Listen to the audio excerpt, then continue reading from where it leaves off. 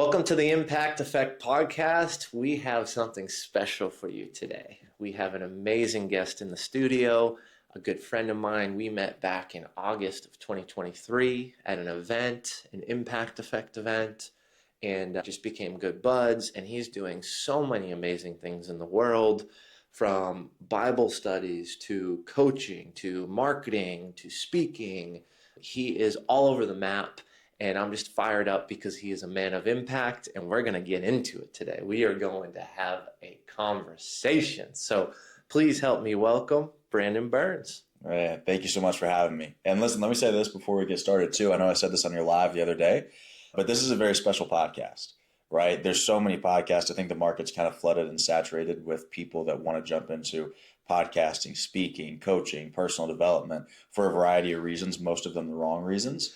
And you're one of the very few people that does this because you genuinely believe in it and love it. So this is a very special environment that you've curated, and I really appreciate that.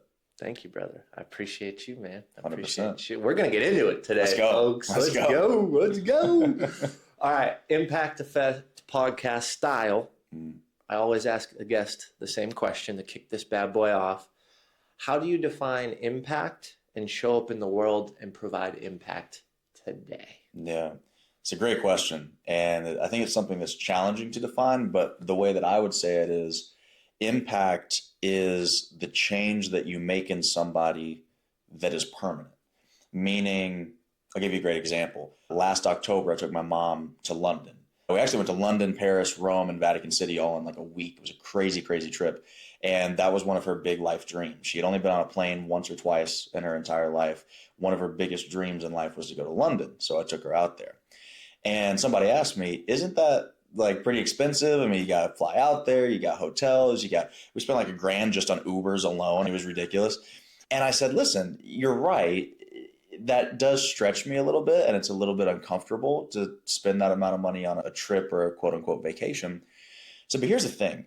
Money's not real, right? This is just a made up concept that we operate off of economically in this worldly earth that we live on, but it's not anything substantive. It's not truly substantial.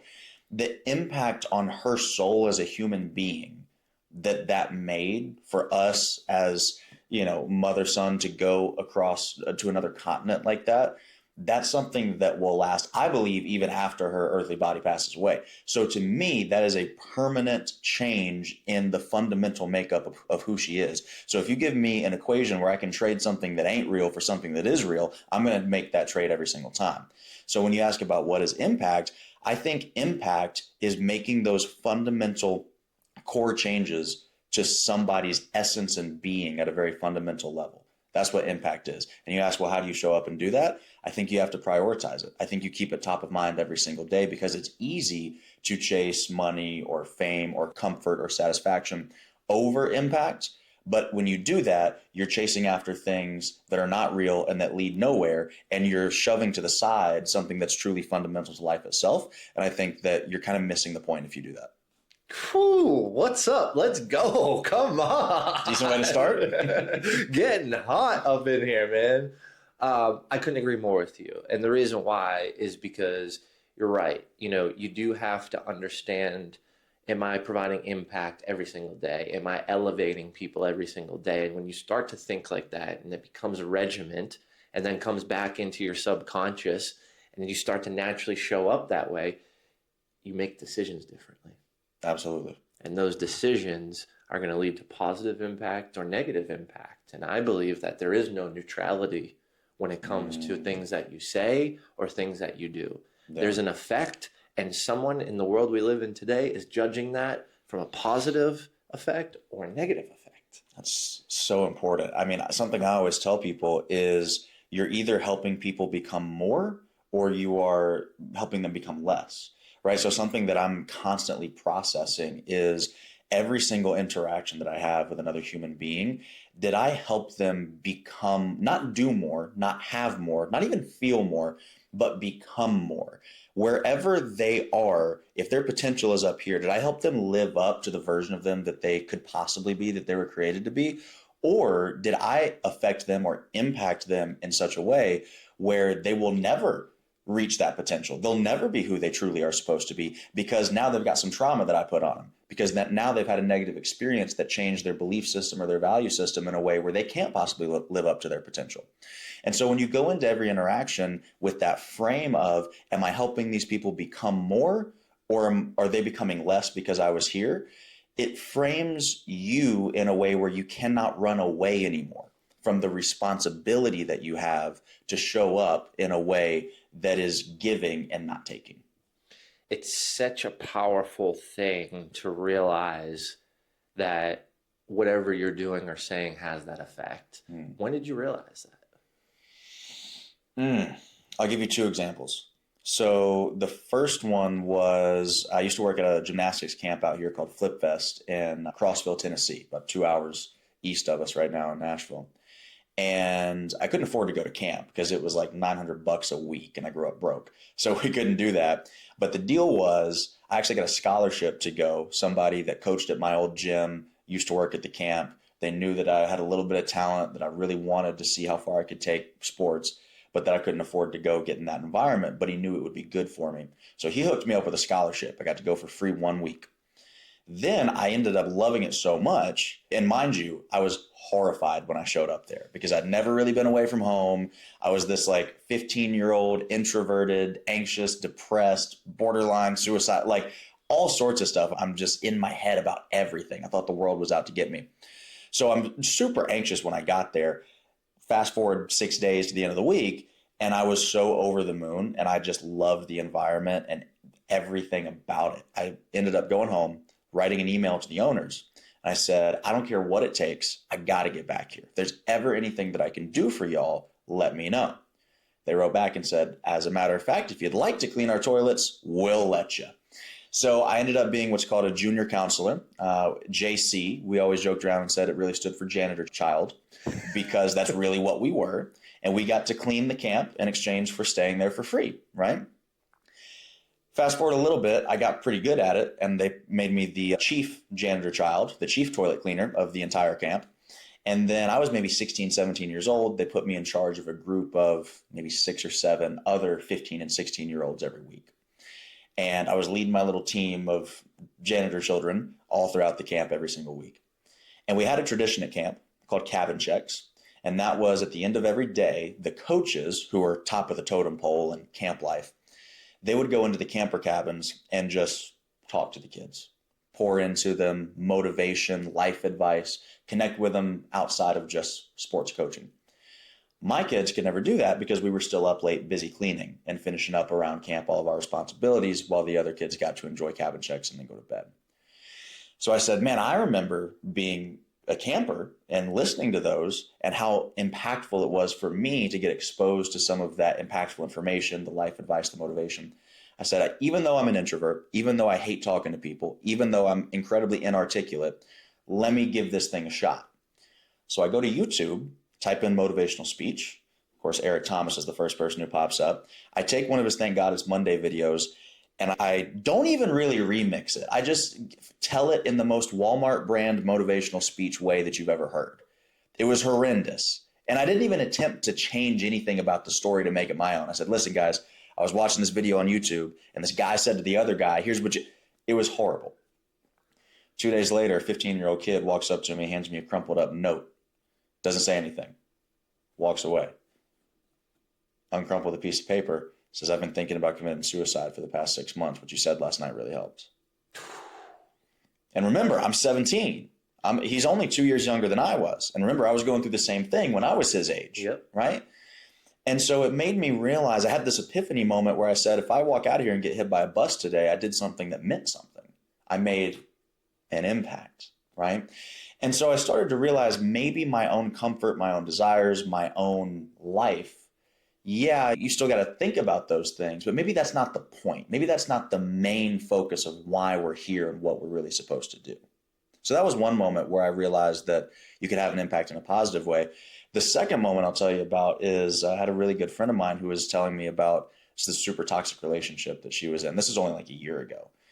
And I don't know why. Sometimes I think that wisdom appears to you when you're ready for it. Mm-hmm. And for whatever reason, the way that she said the story, I just immediately understood, like, not that she's broken or damaged or anything like that, but without conscious intervention and healing on her part, she will never live up to be the being that she was created to be. She'll always fall a little bit short of that and fall into these traps because of that experience. I said, oh, that experience that you had with that other human being, literally, if we don't like work on this together, it's making you less of who you could be. And so from that point forward, I just started framing every interaction I had with people of like, am I participating in the act of creation or death and destruction?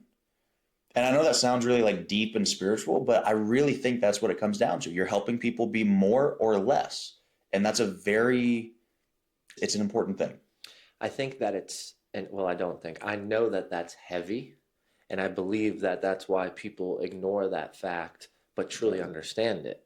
Because at the end of the day, like what we say is like your impact is positive or negative, right? That's like anybody can understand that. That's not this scientific formula. It's not this, 37-page research article. It's not this, 4-day framework that you need to go through 8 hours of training to understand. It's pretty fucking simple. It is. But to understand it at the level that you just said and understand the cause, like you're the cause and what's the effect, yes. Right? That's heavy to understand that you're causing positive or negative reactions, emotions, situations. I think that that's the hard thing to realize in the moment of, oh, wow, this is going to push you forward or retract you backwards. Mm-hmm. And when you think of it that way, you start to think of it more often. And then you start to realize, wow, this is deep. Because at the end of the day, I can say something on a stage or on a podcast, and if that 15-year-old kid is listening mm-hmm. and it's the wrong thing or it's not in the best interest of the folks that I'm presenting it to, mm-hmm.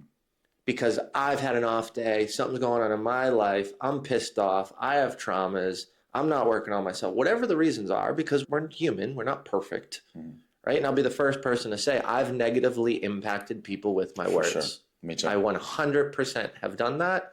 I've done it so much in my life that I ignored the fact of what was actually happening with my words until I started to confront it at a high level and realize, wow, this isn't who I am. This isn't who I want to be. Mm-hmm. This isn't who I want to show up as.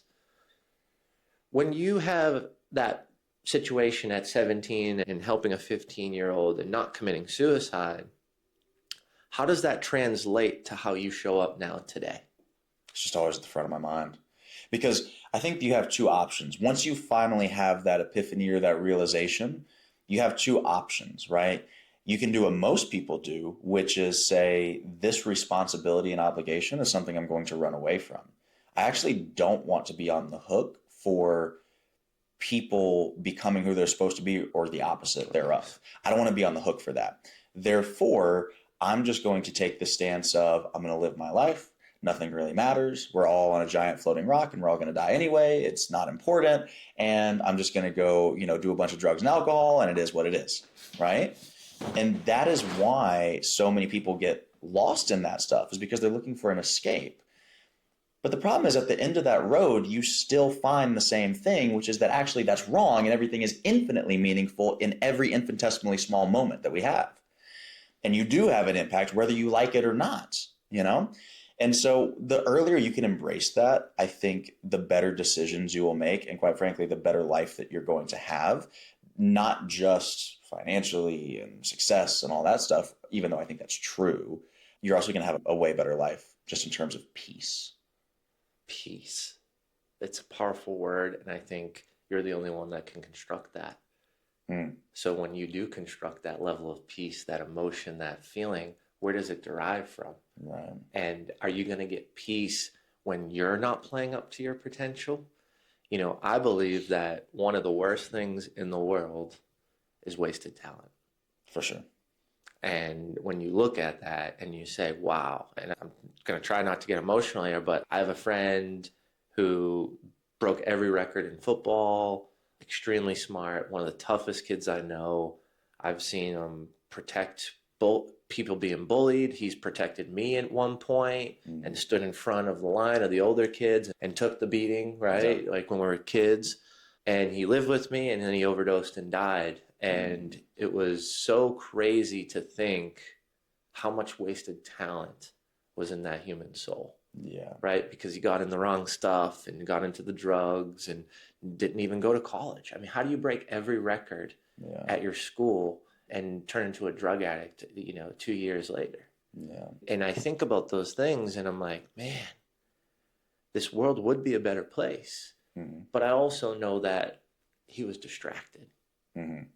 How does distractions play into you understanding impact and showing up for positive impact every day?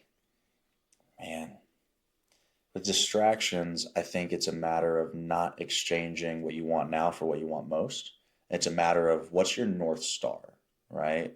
Not to be a Bible thumper about it, the reason that the first commandment is, I'm the Lord your God, thou shalt worship no other gods before me, is because we think of that as, okay, I'm going to get on my knees and pray to something else. Can it mean that? For sure, especially in ancient times and context and whatever. But I think, especially in today's times, what that's really saying is, let's define worship. Worship is whatever you make sacrifices to, right? It's whatever's at the top of your value hierarchy. And so if, let's just say, you completely center your life around the pursuit of money and financial success, I'm not saying there's anything wrong with wanting to get rich, but if that is your end all be all North Star and you sacrifice your relationships, you're sacrificing time with your kids, you're sacrificing your physical health and well-being, you're sacrificing that positive impact that you could have made on other human beings just for the pursuit of that one North Star, which is trying to make money, you're worshiping money at that point, right?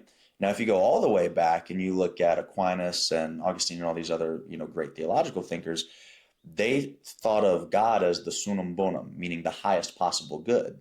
And the reason you worship the highest possible good is because you make sacrifices towards that. So you sacrifice your own comfort towards the highest possible good. You sacrifice your time toward the highest possible good. You sacrifice your decisions toward the highest possible good. That's what the first commandment means. And many of us are worshiping control. We're worshiping distractions. We're worshiping our own comfort. And I'm just saying worship in terms of a practical sense, like audit yourself, look at your life. What are you spending your time prioritizing practically? So I think when it comes to distractions, man, it's just a matter of keeping the first thing first and not majoring in minor things. We're all going to be tempted with distraction. And you said it earlier, nobody's perfect. And you can't allow the fact that you're not perfect to affect your self-esteem because you ain't ever going to get there. But at the same time, let's be conscious of it, because the more you think about it, the more you make decisions with that in mind, and the more you can prioritize the highest possible good instead of whatever whim is upon you at the moment. Man, another mic drop moment. I'm stumbling over my words here as my brain's going. Man, that hits me. That hits me hard because I was that person that worshipped money. Right? I was that person that grew up without it, that parents had some drug problems, and I was pissed. Yeah. And my only solution was to get out. And how do I get out? I need the money to get out. Sure. So I've been there, and it hits hard for me because I'm not in that phase anymore in life. You see the other side of it now. I see the other side of it, and I can also now understand the other side of it, right? Because I can't reflect and look backwards if I'm not front facing forward and over that hill. Right. I've climbed that mountain. And now you see today, I mean, you just came into the studio. My daughter was here. I was telling you how I was so excited. She's talking all day long now. And, we had her sitting in this seat and shooting a little content with her playing the mic. Like, those are things that are intertwined in my life because they are of that highest good. Right. And, for me personally, not speaking as much this year, and I know, I've talked about this, is because this season is the season to put family above with a 5-month-old, a 2.5-year-old. I've only been married to Caitlin for a few years, right? Like that's super important, but I can also worship the level of positive influence and impact by doing Impact Effect Community and launching that program. How do you prioritize it when it comes to your highest good? Obviously, I know we're putting the man first, but what comes next in your processes or systems of Brandon Burns? So for me, I'm a big fan of alignment. I hate the term balance. I think it's stupid and doesn't make any logical sense. People talk about, okay, work-life balance, or how do you balance your relationship with your business? Especially for us as entrepreneurs, there's sometimes that hidden pressure of like, well, I've got my business, but then I've got my relationship or my family. And a lot of times people say, well, how do I put that in balance? But if you actually think about a scale, like an old-fashioned scale, right? You cannot have a scale be in balance without two forces that are oppositional to one another. If those two forces are acting in the same direction, your scale is not in balance anymore. And I just think the mentality of thinking about your business or your career and your family and your relationships as oppositional forces just makes no sense. Yep. You don't have a relationship, you got an op. Like, why would you want to construct your life that way? So I seek alignment, man. Every entrepreneurial venture that I've ever gotten into, I'm somebody that it needs to serve that highest possible good. It needs to serve purpose. It needs to serve my own passions and interests. I've just never been able to be the guy that's like, oh, I'm going to jump into real estate because I can make a bunch of money in it. It's like, maybe I could, or like medical sales or this or that. I'm like, yeah, I'm sure there's a bunch of money in it, but it just doesn't speak to me. It doesn't serve what I'm trying to do, the mission I'm trying to accomplish. So for me, it's just a matter of let's align everything. Can I have my friends and family relationship? Like, this doesn't feel like work to me right now. So our friend relationship right now, this is still serving the highest possible good because we're talking about stuff that needs to be talked about. We're creating something that needs to be created. We're going to put it out there and make a positive impact on people. Does it serve our individual business interests? For sure. Of course. But does it serve our own individual friendship? For sure. But does it also serve the highest possible good? Absolutely. So I think it's just a matter of being cognizant enough of what you actually want to not say yes to opportunities that are oppositional to the life that you're trying to create. Seek alignment, not balance. I also believe, going back to the first question I asked you about distractions, is an opportunity and a distraction look very similar unless there's alignment.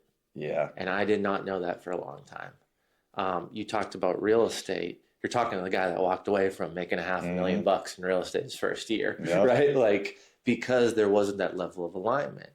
I still help people because I want to create impact. I still have a real estate license. I just closed a home yesterday for a friend. Let's go. Right? But like, that's a different shift now, where I was doing 50 deals and taking every client and out of true alignment because I wasn't working with people that I actually enjoyed being around. Yeah. The beauty in where I live and how I show up today is it's not about control. It's about making the right decisions that satisfy me and being able to provide value to the right person that can satisfy them. Right? That even exchange of win-win is all I want to do. It's all I want to live for. Because at the end of the day, we all need something and we all need someone and we all need help. For sure. Right? And if I can help you and we're aligned, then that relationship's going to grow and we can collaborate. We can do this together. We can do that together. It's just amazing opportunity. I mean, look at our friendship, right? Like, you came on the live the other day. We're talking about getting you back into the community. You're here shooting a podcast. We had lunch a couple weeks ago. Now I know how to do virtual summits with my business partner. I'm like, we got to get Brandon up in this, right? And like, how can we exchange that value, but knowing that it's positive impact as well as alignment in what we're doing, and both of us get value from it. Yeah. And one thing that I'll just quickly add to that is I think the reason that a lot of people chase opportunities that are actually out of alignment with who they're supposed to be and where they're supposed to be going is because they haven't developed themselves enough yet.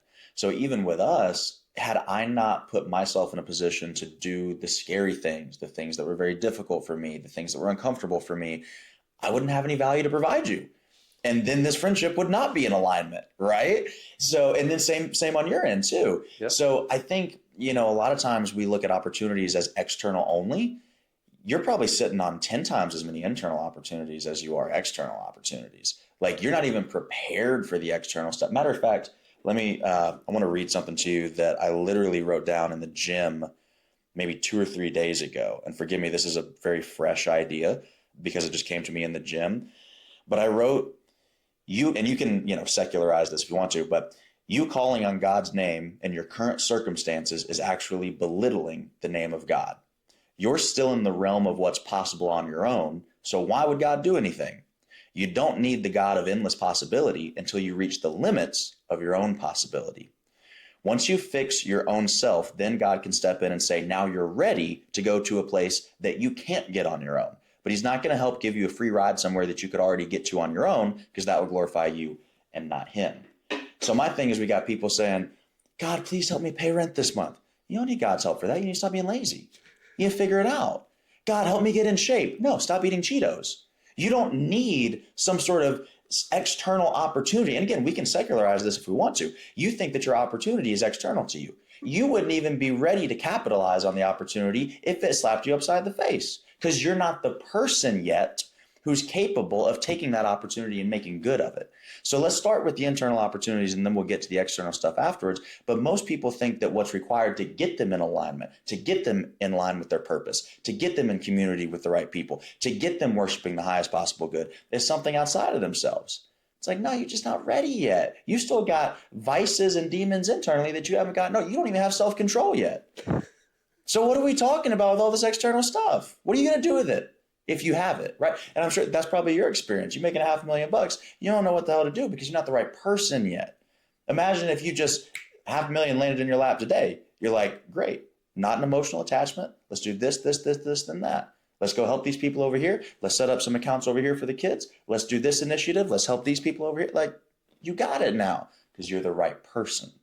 It makes so much sense. And to your point, I have gone through that wholeheartedly. And you've got to make the changes before you get the gifts. Mm-hmm. And that's just literally, in my experience of how I analyzed it, as simple as possible. It's like, okay, and I've shared this story, so I'm happy to go into it on a smaller version, but like, I've been looking in that mirror, not liking what I saw, right? Over and over and over again, until you can make the changes. And then when you start to make the changes, it opens up to some of the other things that you're not even aware of, that you've been blind to. Mm-hmm.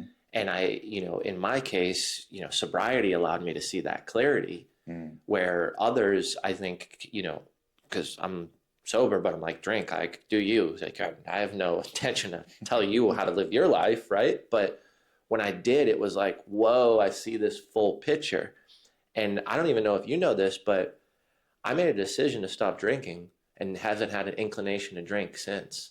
And I've been drinking since I was 13 years old. Wow. And I stopped at 32.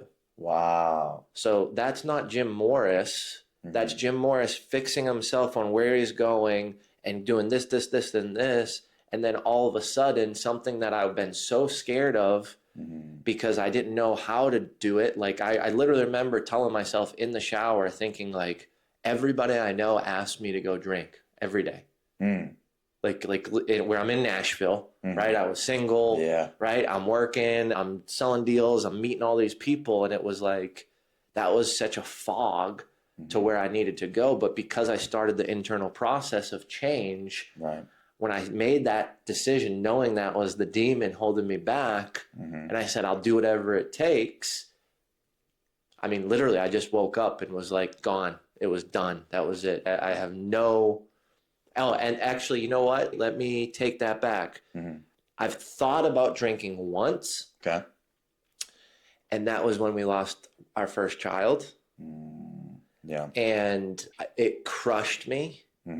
And Caitlin went to bed and I stayed up working because I think I was launching something, and it was just stressful. Everything was stressful. And it was that demon trying to come in and be like, oh, I see this situation. Let me see if I can grab homeboy by the back of the neck and just nudge him this way. And here's something even crazier. Caitlin had a dream that night, or a nightmare, of me drinking. Me and Caitlin didn't talk about it. The next morning, she said, I had a nightmare that you were drinking again. And I said, I had a thought last night of drinking again. And it's like, where did all this come from? Like, are we going to talk coincidence here? Like, let's just be realistic. Yeah. right? It's like, who's battling who? Yeah. And knowing that the good is my wife, and she's aligned with me, and she wants the best for me. So she's coming out of this like vivid picture of, go save this man if he's actually going to take that step backwards, because this is how bad it could be. And it's a nightmare. And luckily I didn't fall victim to that. And ever since then, it's never even been a thought. And I will tell you this, we lost another child after that. And I almost lost Caitlin during that. Not even a thought, because it was like, don't play those games on me, man. I'm doing it. And I got the guidance now. We wrestle not against flesh and blood, but against principalities. You know, in the Bible, after Jesus was tempted in the wilderness by the devil himself, it says he left to return to tempt him again at an opportune time. So what does that mean? It means it doesn't matter how good you are or you're trying to be, life has this way of waiting until you're down to kick you. And then it comes back to try and tempt you again. And that's where character comes out, right? Because anybody can have standards and hold themselves accountable and do all the great personal development stuff, you know, when you're making good money and the sun's out and just everything's freaking hunky-dory. It's not that difficult. But what about when something like that happens? That exposes who you really are. And those are the moments where you have an opportunity to define who you are to yourself, because you said something really important that I want to make sure we go back to. You said, I'm not here to tell anybody else not to drink, but that was something that made me my best self. Most people don't need a prescription from an online guru. They need to sit there and look in the mirror and say, what would make me proud of myself? So for me, every day means every day. It has nothing to do with working out every day. You know, we can get to that story later, but it's really not about fitness. It's a fitness brand that's really not about fitness, you know? To me, knowing that no matter what's going on, no matter how many distractions I'm dealing with, no matter what my mental state is, no matter what is happening in life, I work out every day. Sometimes that's a 2-hour crazy, you know, gymnastics workout. And some days it's 100 push-ups before I go to bed, because that's all that I can freaking muster. That's like everything my soul has to give that particular day. But every day I'm going to do something, because I like to wake up and look in the mirror and know that I'm a man of my word, that I can hold myself accountable. I don't need another human being to hold me accountable, that I care about how I show up to myself, because your spirit will believe some of what you tell it and all of what you show it. And so I want to show myself that I honor myself in that way, and that I'm consistent, that I'm reliable, you know? And so for you, that was giving up alcohol. And so if you're listening to this right now, yeah, you can pick and choose, like take things that we're saying or that other influences are saying and take what works for you. But first and foremost, Inky Johnson says every man must search his own soul. You got to search your own soul and say, what's going to make me get up and genuinely be proud of who I am? That's when your confidence changes. That's when opportunities start to appear. That's when you have self-mastery and you can handle a situation like that.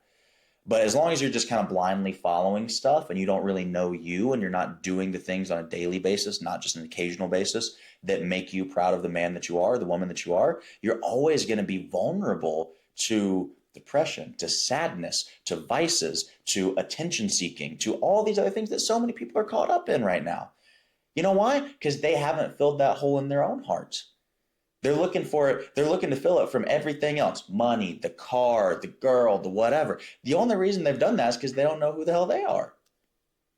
Man, I couldn't agree more with you, brother. I could not agree more with you. And it's actually thinking about literally on 2 days ago with that live launch, right? We're launching the new app for the community. We're going live all day long. I've never done that. I'm terrible with like when technology fails. I don't know how to do what my business partner knew how to do, and do the intros and the graphics and the music, and like I could have never done that. But going into that the night before, I was nervous, right? I've never done a virtual live stream with, 15 speakers and 15 to 30 minute slots, and they got to come into the virtual backstage, and we got to make sure they're good and their accounts are connected to stream on there. There's a ton of complexity in it. Yeah. I was scared. I was a little fearful. I'm like, okay. And this is my anchor is like, start the fire. Love that. Right? So like, that's my anchor to be like, okay, start the fire. So I'm having these negative thoughts last night. I'm like, get out of it. Start the fire. Let's fucking go. Let's go. And boom, I get a message like right after that, and it's someone talking trash to me, someone that I know. Wow. And I'm like, and then it's like a negative comment pops up on my phone from a piece of content on YouTube that went viral a couple weeks ago. And it's Mm-hmm. like, boom, boom, boom, negative comments. And I'm like, I started laughing. You know what this means? This means I'm doing the right thing. Yeah. This means I'm aligned. This means I'm going in the direction of my North Star. Mm-hmm. This is a little wink that says, you can make a decision right now, Jim. You can make a decision right now. You can stop going forward and you can go backwards, or you can go forward, and this is that little wink that gives you the courage to do so. Yeah. And it's funny because I haven't talked to this person in maybe 2 years. Mm-hmm. This person also joined the free community about 9 months ago. Really? Mm-hmm. Oh, so your stuff's good enough for them to be a part of it and consume it, but then they want to talk about it after. Okay, makes You know sense. what they were making fun of me about? Makes sense. What? I posted a video on stage where I said, and friendships evolved rather than evolve.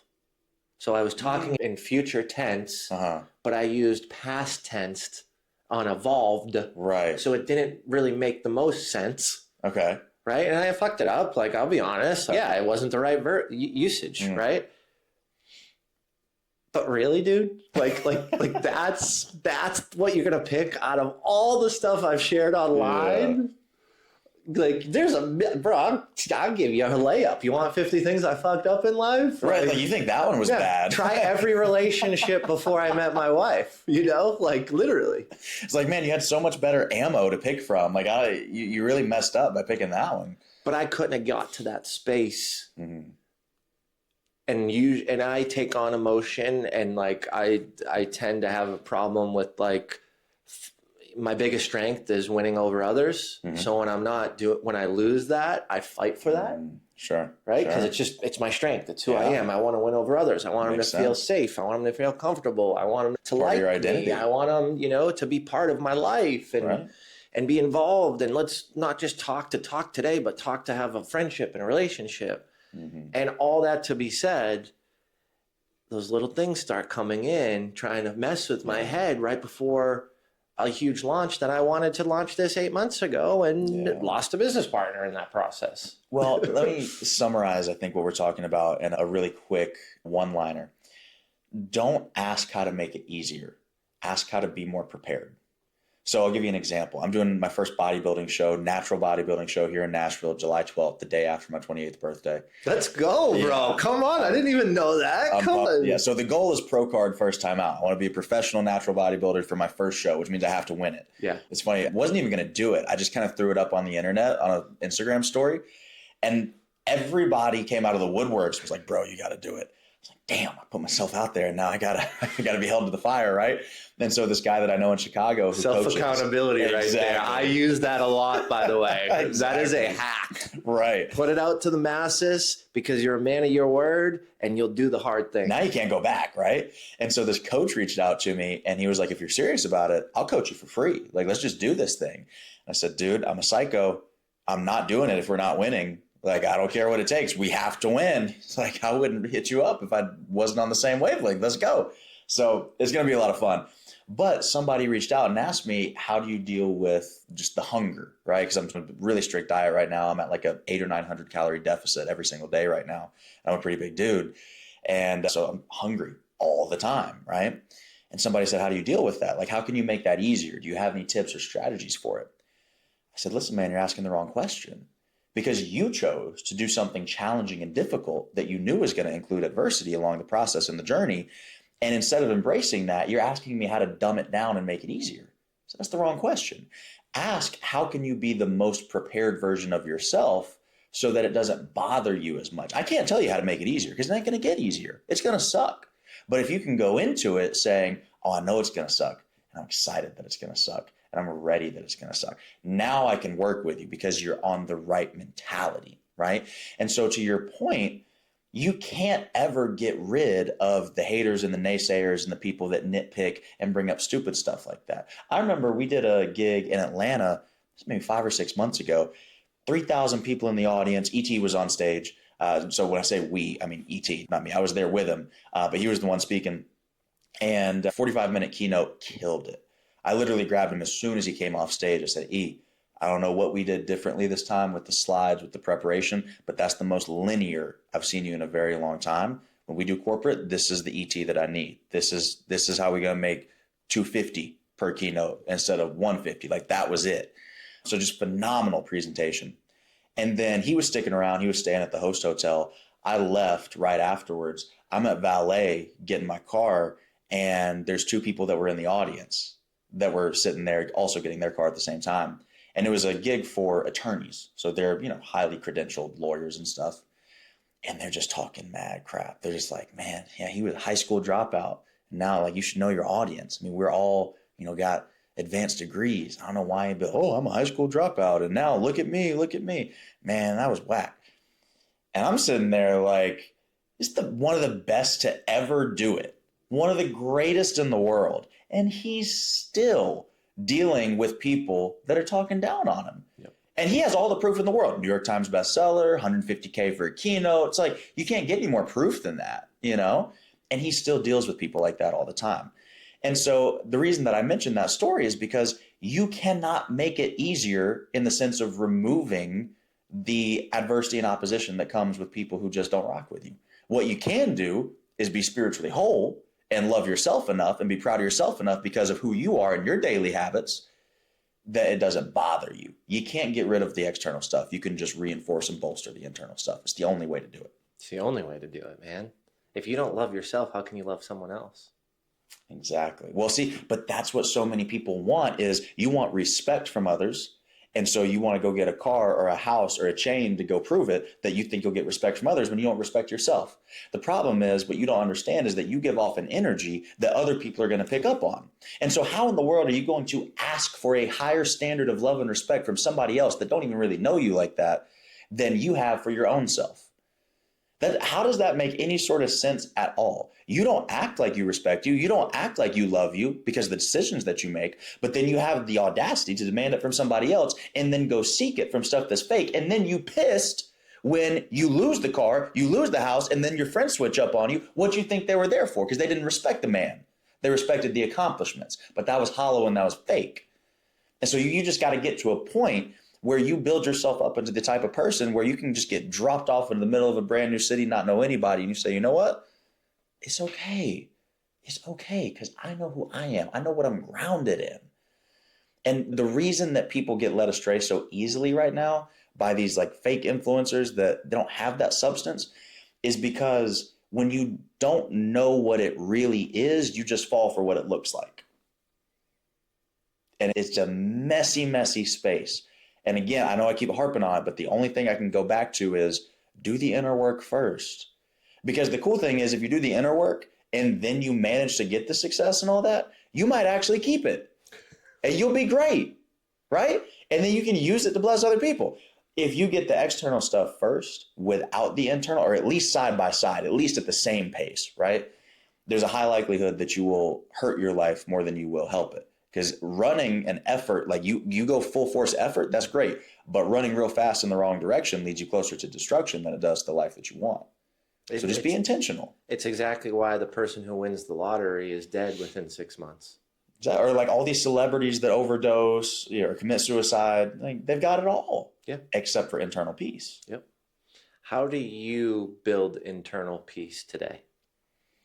Because I know you're doing things, you're growing, you're here, you're there, and you're a human. We said that earlier. 100%. So how do you work on it? How do you continue to show up every day? Everything my hands find to do with all my might. I've read every holy book out there. I've read most psychology, philosophy books that have to do with personal development in some way, shape, or form. And I've never found anything that says that we have to have a 37-step plan and process to perfectly predict the next 20 years of our life. What I have read a lot of is everything your hands find to do with all your might. Meaning it ain't necessarily our business to feel like we can control everything because we just can't. But what we can control is the level of excellence with which we approach every second and every minute and every hour of our lives. And so whatever opportunity is in front of us right now, like right now, I want to be with you and I want to do the best job that I possibly can on this podcast. I don't want to think about work. I don't want to think about my text messages. I don't want to think about any of that other stuff. I want to be fully present and fully engaged and being as excellent as possible right now. When you do that, I think that when you honor the present moments, it just has a way of helping keep things in perspective. So second thing as it relates to peace, and this is a crazy story, right? And this only happened 2.5, 3 months ago. I woke up in the middle of the night, like 2 o'clock in the morning, and the light in my bedroom was on. And I know for sure I fell asleep with it off. I live alone, so this was really strange. My cat cannot reach the light switch, I guarantee you. He's very athletic, but not that athletic. And I woke up in the middle of the night with the light on, and I swear as clearly as I hear you speaking to me now, I heard everywhere he went, he brought peace with him. And when he needed it most, peace was also with him. And so you can interpret that however you want in terms of where it came from. You can say it was a dream. You can say it came from a supernatural source. That's your business. But that has been something that really has stuck with me. And so I just try to be very conscious of any interaction that I have. Can I bring peace into the room with me? Can I make sure that, back to what we opened up with, that I'm helping create, I'm helping build people, I'm helping people become more and not cannibalizing the human spirit, right? I think when you bring peace, it has a funny way of finding you later on. Woo, woo. So what'd you do? Did you turn the light off? I did. I turned the light off and I went back to bed. I stayed up for like 5 minutes. So I was like, that's weird. And I wrote it down on my phone, so I'd remember it the next morning. And then I went back to bed because it's far past my bedtime. It's those little moments, man, that you need most that just come at you when you're not even expecting it. 100%. Reminds me of the story when I threw the first conference ever. I had no idea what I'm doing. I just lost the whole team. The sales team, the sales gentleman I brought on was overseas in Costa Rica, just moved from the US and just wasn't selling the tickets. The woman that was doing the sponsorships just was never doing the sponsorships is what I found out. Just kind of feed me a little bit of information to keep me thinking that. Right. And we had a family vacation and I'm sitting there going, okay, I'm like negative 230 and we're like 30 days out. And I'm like, I don't know what to do. And we got to go on this family vacation because family. And I booked it a year ago. Caitlin, my wife's meeting my brother and my nephews, and we're going up to the beach, and my mom's going to come. And it's just this amazing, awesome time. Like, we got to go. We got to do it. I don't care what else is going on. So I'm stressed out a little bit, right? I get off the plane, it's like, well, we're hungry. And it's like, okay, and it's Boston. So it's, seafood. And it's like, oh, I just dropped $100. Like, because I'm thinking that, am I going to lose 230 liquid cash? We're not talking about like, loans or business partners or equity. Like, no, this is liquid. So I'm like, what do I do? So we're driving from Boston to Maine. It's about 55 minutes. Caitlin's like, you know what? I'm tired. I'm going to get in the back seat. That never happens. That's never happened since. Caitlin's never said that on any long drive. We drive to West Virginia, 7.5 hours to her house. And Caitlin's never like, I'm going to get in the back seat and take a nap. So she's in the back seat. My daughter's in the back seat. She's passed out. And we're driving 55 minutes up to Maine. And I'm like, what am I going to do, man? What am I going to do? What am I going to do? What am I going to do? And I just have this, like, I can feel the blood pressure rising. My cheeks, I can feel are getting a little red. And I'm just getting nervous. And I'm in my head, right? And it's no music on. They're sleeping. And I'm just driving.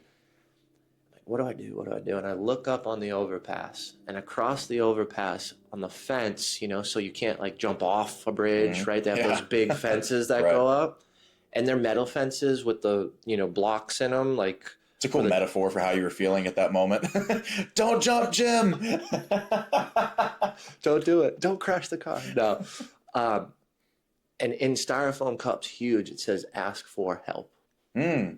Wow. And I'm like, okay, word. What am I missing? Is there a parade in this town? Like, what's, is this a charity event or something going on? So I'm like, okay, next overpass, nothing. Next overpass, nothing. Next overpass. I looked at every single bridge and there was not one flag on it. Because I think back and I'm like, usually I will see like a flag up on there, an American flag or something, or something about charity. And I'm not talking about like at this exit, usually there's something. I'm talking about just on the drive. I can picture it in my mind now. I've seen like a flag up there or something. There was nothing on the rest of the drive, 55 minutes.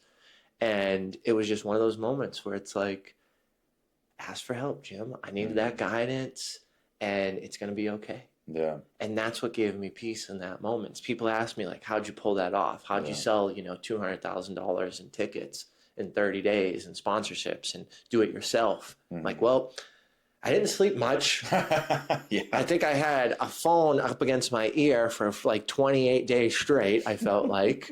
And I was going off the adrenaline of following my dream, going off the adrenaline of positive impact. And I think back, if I didn't ask for help, if I didn't have that knowledge or that wisdom in that moment, would I have done it again the next year? Would I have launched the digital community this week, the Impact Effect community? No, I would have quit. I would have quit the first year. I would have quit every single day after that. I would have quit the second year, and I would have quit on all the struggles challenges I faced to get this app out with someone who's aligned, and we're doing it with the right way that I believe, right? Was that the one that you did on Broadway? Was it that conference? Yeah. So here's what's funny about that, because that was an event that I went to. Yep. And I distinctly remember you calling me, and this was like a week before the event. I mean, this was like prime time. We're selling tickets right now.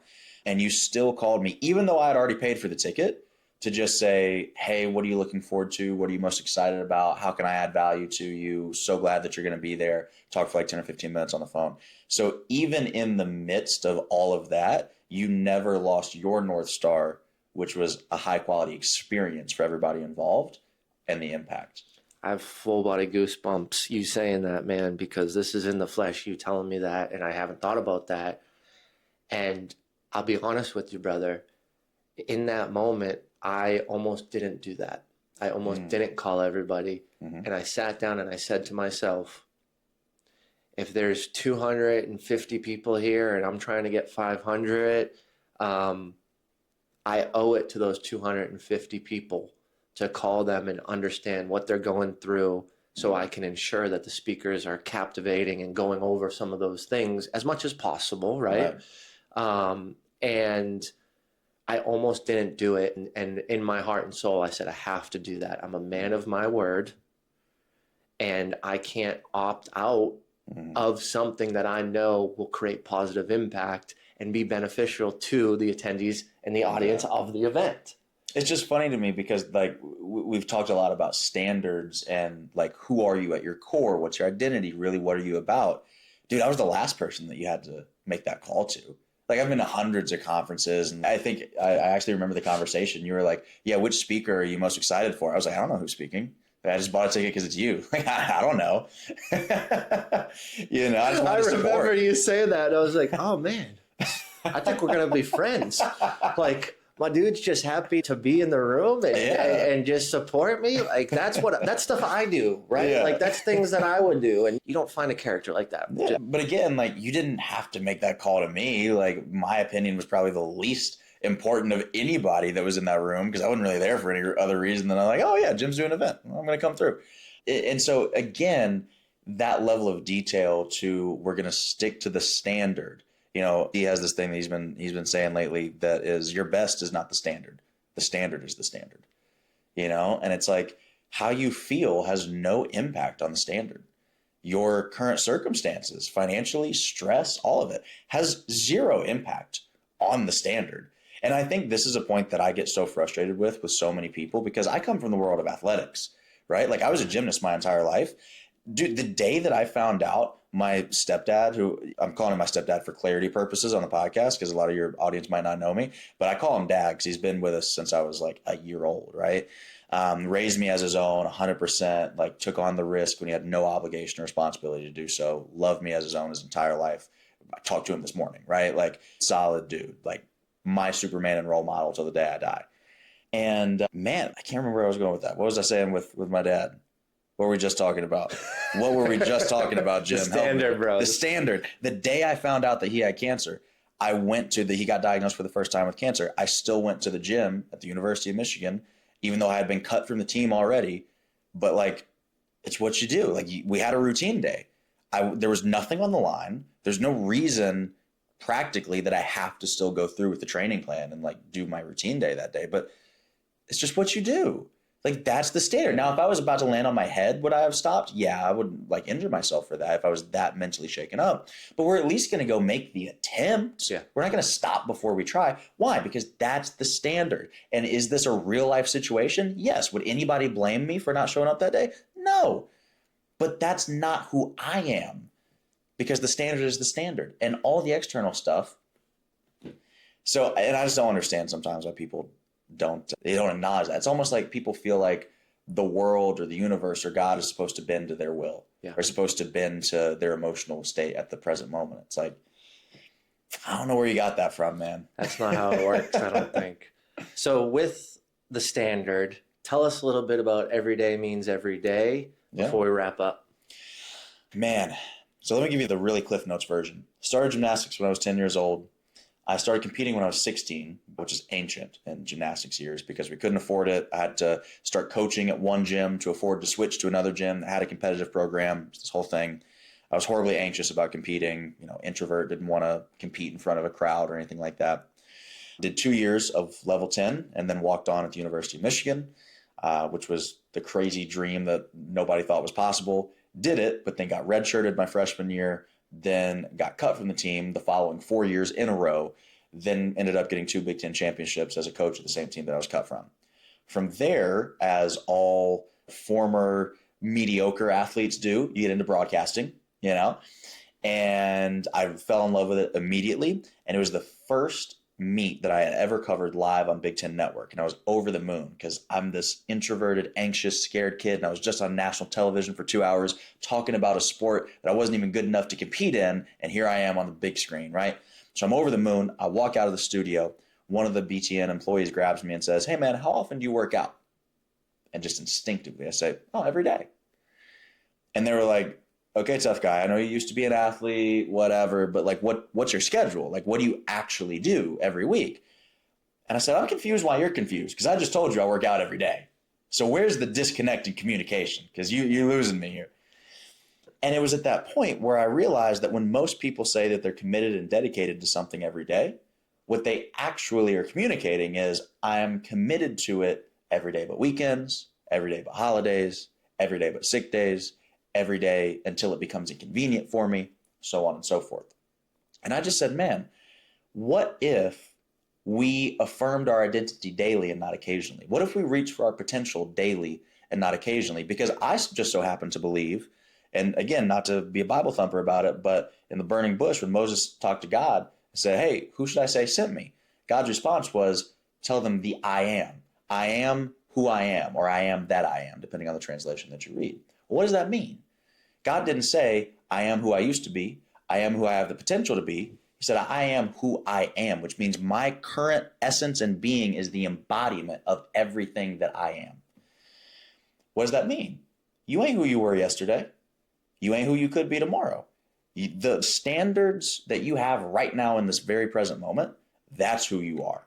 That's who defines you, your character, and your identity. I don't care if you were the Pope yesterday. You rob a bank today, you still going to jail. Who you were yesterday has no impact on who you are. And you see this all the time, I'm sure. How many sales guys have you seen had a great week or a great month? They walk in the next month like they're Mr. Big Boss, and then they forget all the habits, all the character traits, all the routines that actually got them to that level of success. They completely change up. And so for me, every day means every day is, yeah, is it about fitness and working out and being consistent? Sure. But most importantly, it's about, let's reaffirm who you are and your standards so that, like we talked about earlier, you can wake up every day, not just some days, every day, and look yourself in the eye in the mirror and be proud of who's looking back at you. Every day means every day. Every day. Bro, thank you so much for being here today. Anytime, man. And showing up for yourself and me every single day, bro. I really appreciate you, man. Anytime, bro. It's been an honor and a pleasure.